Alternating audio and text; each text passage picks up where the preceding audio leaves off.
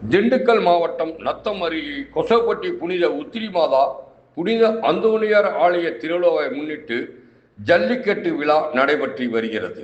இப்போட்டியினை உணவுத்துறை அமைச்சர் சக்கரவாணி தொடங்கி வைத்தார். விழாவில் கலந்து கொண்ட சார்பட்டா பரம்பரையைச் சேர்ந்த திரைப்பட கதாநாயகி துஸ்ரா விஜயன் இப்போட்டியில் சிறப்பு விருந்தினராக கலந்து கொண்டார். இந்த ஜல்லிக்கட்டு விழாவில் மொத்தம் 800 காளைகள் மற்றும் 400 மாடுபிடி வீரர்கள் பங்கேற்க உள்ளனர். ஜல்லிக்கட்டு போட்டியில் பங்கேற்கும் அனைத்து காளைகள் மற்றும் மாடுபிடி வீரர்களுக்கு மருத்துவ பரிசோதனை மேற்கொள்ளப்பட்ட பின்னரே போட்டியில் பங்கேற்க அனுமதிக்கப்படுகிறது.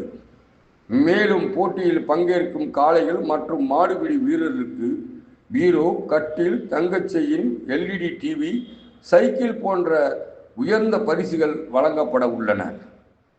இந்த ஜல்லிக்கட்டு போட்டியானது 10 சுற்றுகள் நடைபெறும். இந்த ஜல்லிக்கட்டு போட்டியில் ஒவ்வொரு சுற்றுக்கும் 80 காளைகள், 40 மாடுபிடி வீரர்கள் கலந்து கொள்கின்றனர். இந்த ஜல்லிக்கட்டு போட்டியில் 300க்கும் மேற்பட்ட போலீசார் பாதுகாப்பு பணியில் ஈடுபட்டு வருகின்றனர். வீரர்கள் ஒரு உறுதிமொழி ஏற்றவுடன் உணவு மற்றும் உணவுப் பொருள் வழங்கல் துறை அமைச்சர் சக்கரவாணி கொடியசைத்து துவக்கி வைத்தார்.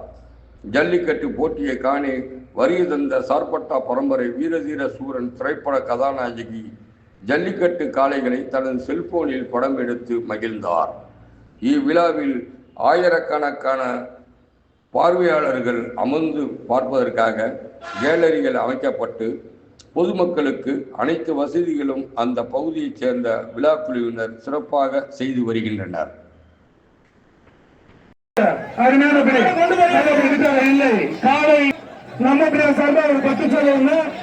அமைச்சர் அவர்கள் வழங்கும் உணவுப் பொருள் வழங்கல் அமைச்சர் அவர்கள் வழங்கும் ஒரு அண்டா சூப்பர் அருமை.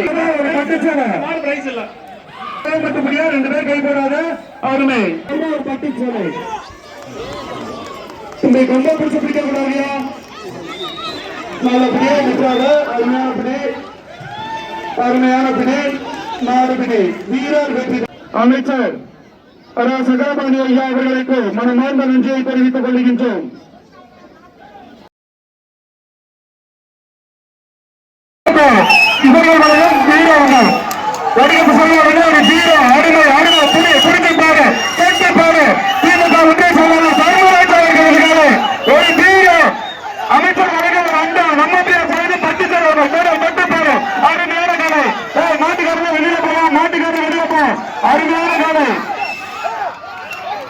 காலை வெற்றி பெற்றவர்கள்